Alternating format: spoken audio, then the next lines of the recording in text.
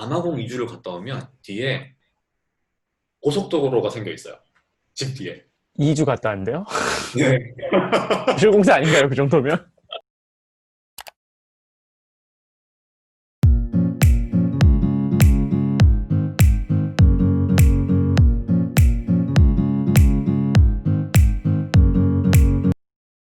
먼저 이제 설명하기 앞서서 데이터 센터라는 개념에 대해서 좀 먼저 설명을 드려야 될 것 같은데, 기업들이 어떤 특정한 구역에 자기의 서버 컴퓨터들을 구성을 해서 그걸 관리하는 걸 데이터 센터라고 보통 이야기를 해요. 이 데이터 센터를 운영하는 과정에 있어서 그런 부분들의 좀 불편함을 좀 많이 자동화해주고 많이 개선해주는 이제 저희는 그런 솔루션을 판매하는 회사고요. VMware라는 회사는 전 세계적으로 이제 가상화 솔루션이라는 시장의 카테고리에서는 시장 점유율 80%를 가지고 있는 그런 회사입니다.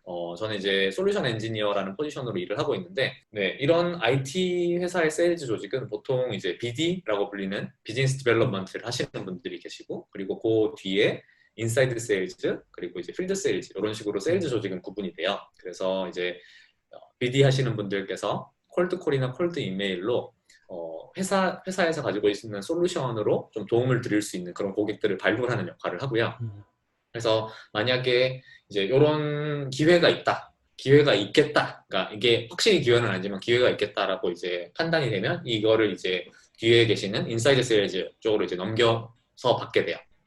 이 인사이드 세일즈, 인사이드는 회사 내에서 일을 한다는 의미의 인사이드인데, 이제 보통은 원격으로 고객들을 만나는 역할을 하게 되고요. 그래서 뭐 전화나 혹은 이제 그 비디오 콜로 고객들이랑 조금 더 정기적으로 이야기를 해서, 사실 큰 회사들은 매년 버짓이 있거든요. 그래서 어떤 제품을 사고 싶어도 이게 내가 지금 사고 싶다고 살 수 있는 종류의 것들이 아니라 매니지먼트의 승인도 거쳐야 되고, 그래서 이제 그 세일즈나 혹은 비즈니스의 사이클이 있어요. 그래서 그런 사이클에 맞춰서 이제 꾸준히 계속 연락을 하고, 그 예산 중에서 얼마를 저희 솔루션에 맞게끔 쓸 수 있고, 사실 그런 것들을 트래킹하고 관리를 해야 되기 때문에 인사이드 세일즈 분들께서는 보통 이제 그런 업무를 하시고요. 필드 세일즈는 저희가 이제 이런 고객사들을 어카운트라고 부르는데, 좀 이제 큰 규모의 어카운트들이 있으면 실제로 이제 고객과 직접적으로 관계를 쌓고 오프라인에서 많이 만나고 이런 과정들이 필요하기 때문에 그런 부분들은 이제 필드 세일즈 하시는 분들이 담당을 하게끔 되어 있어요. 솔루션 엔지니어라는 포지션은 이제 이렇게 BD 분께서 만들어낸 이제 제너레이트한 리드를 이제 그 뒤에 세일즈 분들께서 받으시게 되는데, 고객분들은 되게 기술적인 거에 관심이 많아요. 근데 실무자들은 내가 일단 이거를 쓸 건데 내가 이걸 쓰면 내 삶이 얼마나 편해지니, 그치. 이거를 세팅을 하는데 시간이 얼마나 걸리니, 너희 얼마나 좀 도와줄 거야, 이런 거에 대해 관심이 많은데, 사실 그거를 세일즈 분들께서 답변을 해주시기가 되게 힘들거든요. 그럴 때 이제 저희가 들어가서 기술적으로 이건 이렇게 됩니다 라고 설명을 하면, 아 그렇구나, 왜냐면 실무자분들은 이제 저희랑 같은 용어를 쓰니까 솔루션 엔지니어를 만나는 걸 되게 많이 좋아하시고, 고객사가 가지고 있는 문제들을 잘 들은 다음에, 왜냐면 어떤 솔루션을 쓰셔야 되는지 모르는 경우가 사실 태반이거든요. 그 중에서 이런 것들을 잘 골라서 합쳐서 쓰시면 지금 가지고 계신 문제를 가장 효과적으로 해결하실 수 있을 것 같습니다. 네, 그런 종류의 하는 이제 직업을 솔루션 엔지니어라고 부르고 있어요. 같은 동의어라고 생각하시면 되는 애들은 솔루션스 엔지니어, 솔루션스 아키텍트, 프리세일즈, 커스터머 엔지니어, 세일즈 엔지니어, 이런 애들은 그냥 같은 카테고리라고 생각하시면 될 것 같아요. 개인적으로 되게 추천하고 싶은 직업인데, 개발을 계속하면서 느꼈던 아쉬움 중에 하나가, 제가 일하고 있는 분야에 대해서 기술적으로는 굉장히 깊이가 많이 생기는데 이게 반대편에서는 어디에 팔리는지 잘 모르겠다는 게 저의 가장 큰 고민거리였어요. 왜냐하면 이제 저는 시작을 할 때는 스타트업에서 이제 보통 개발자로서 일을 많이 했고, 계속 경력이 쌓이면서는 조금씩 이제 큰 회사를 다니기를 시작했거든요. 근데 이제 큰 회사로 옮기고 개발 실력이 점점 더 좋아지고 경력이 쌓이면 쌓일수록 내가 만드는 제품을 왜 사는 건지를 잘 모르겠더라고요. 사람들이 계속 이제 비즈니스랑 멀어진다는 생각이 들었고, 저는 개인적으로는 스스로를 이제 어느 정도 사업가라고 생각하는 사람인데, 내가 만드는 제품이 어디서 어떻게 팔리는지를 볼 수 없다는 게 저한테는 좀 되게 많이 아쉬운 점이었어요. 솔루션 엔지니어로 사실 가지는 제가 생각하는 가장 큰 매력 중에 하나는 되게 넓은 분야의 지식을 얄팍하게 파요. 만약에 이제 새로운 거를 계속 공부를 하고 그런 기술 쪽에 되게 관심이 많은데, 그냥 단순히 내가 하는 요것만 보고 싶은 그런 욕구가 있는 게 아니라 좀 되게 산업 전반에 걸쳐서 다양한 그림을 보고 싶다는 생각이 있으면 전 개인적으로는 굉장히 추천을 하고 싶고, 또 다른 하나는 이제 아무래도 좀 비즈니스 사이드에 더 가까이 있는 포지션이다 보니까 실제로 이제 제가 어떤 특정한 액티비티를 취했을 때 그게 실제로 비즈니스에 미치는 임팩트들이 되게 즉각적으로 보이거든요. 세일즈 팀의 문화 중에서는 막 분기마다 1등 한 사람들 막 축하하고 약간 이런 문화도 있고 그래가지고 매 3개월마다 숨막히게 비즈니스가 계속 진행되는 모습들이 보이다 보니까 비즈니스에 가까울 때 느낄 수 있는 그런 감정들을 좀 느낄 수 있어서 되게 재밌다고 생각하고 있어요. 근데 어느 정도는 소프트웨어 엔지니어랑 비슷하거나 혹은 조금 더 나은 수준이라고 개인적으로 느끼고 있어요.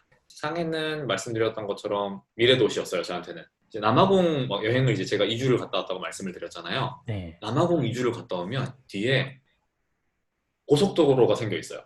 집 뒤에. 2주 갔다 왔는데요? 네. 기술공사 아닌가요? 그 정도면? 그러니까 약간 중국은 그러니까 이거를 모든 건물이나 그런 이제 뭐 고속도로 같은 것들을 블럭으로 짓는데요.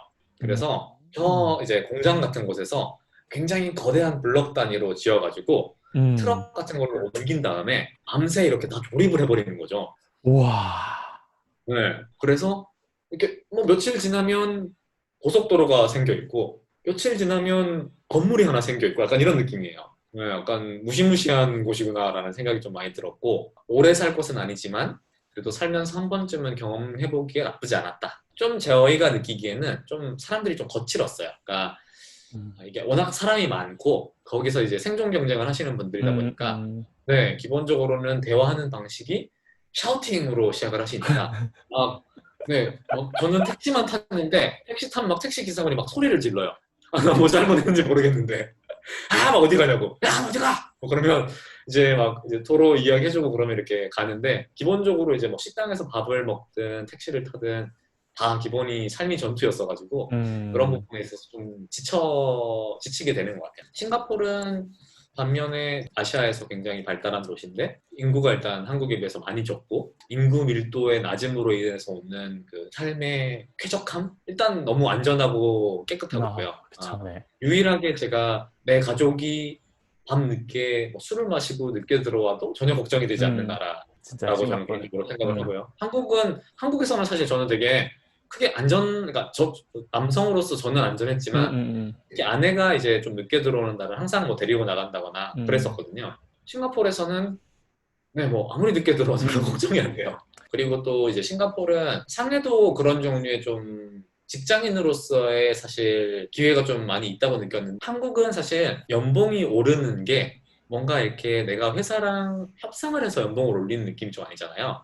매년 이렇게 회사에서 어느 정도 주어주는 연봉이 있고 물론 협상이라는 문화가 있는 곳이 있긴 하지만 그게 사실 실질적으로 미치는 영향이 크지 않은데 싱가포르라는 나라는 한 명의 직원으로서 충분히 회사와 협상력을 가질 수 있는 곳이거든요. 또 다른 곳에서의 기회를 들고 와서 회사와 협상을 한다거나 이제 그렇게 행동을 하는 게 그러니까 수용이 되는 나라라서 조금만 욕심을 내서 실력을 입증하고 키워낼 수 있으면 사실 직장인으로서 굉장히 연봉을 많이 받고 다니시는 분들이 많아요. 직장인으로서도 충분히 그런 연봉이나 커리어에 대한 욕심을 내고 그렇게 욕심을 냈을 때 충분히 보상을 받고 어느 정도 부도 축적할 수 있는 나라라는 생각이 저한테는 좀 들어요. 본의 아니게 경력 전환 스페셜리스트가 돼버린 것 같아요. 굉장히 이상한 타이틀이지만 이제 약간 그래서 주위에도 경력을 전환하고 싶다. 그러면 마르코를 찾아가야지. 약간 이런 이상한 레퓨테이션이 생겨가지고 인문학도 개발자 되다라는 내용으로 관련된 이제 내용을 썼고 그래서 혹시나 이제 그런 경력을 전환하는 데 관심이 있으시다면 제 생각에는 그 책을 한번 참고해서 읽어보시면 이제 앞부분에는 좀 제 경험에 대한 이야기들이 많이 있고 뒷부분에 조금 기술적인 부분들이 있어서 아마 완독하시기는 쉽지 않으실 거예요. 개발자가 되실 생각이 아니라면 완독하시기 쉽지 않지만 하지만 그 초반 부분만으로도 충분히 의미가 있다. 네. 그리고 뭐 이렇게 요즘 다들 직장인이신데 뭐 한 2만 원 정도 제가 2만 원 정도는 큰 부담이 아니니까요.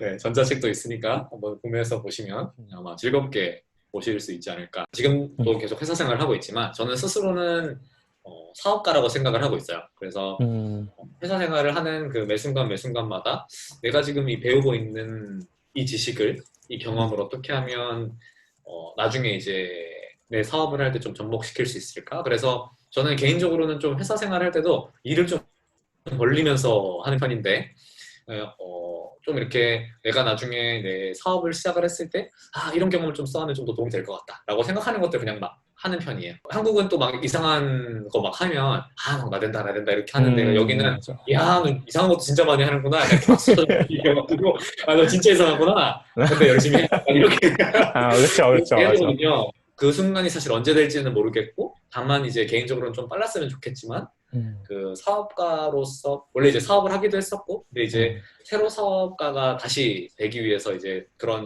시간을 갖는다면 예전처럼 그렇게 미성숙한 단계가 아니라 조금 더 이제 갖춰지고 제대로 된 사업을 할 수 있는 사업가가 되고 싶다는 욕심은 있거든요. 그 순간이 언제가 될지는 아직 정확하게 모르겠지만 그 순간을 되기 위해서 쌓아가는 단계라고 생각하고 있어요.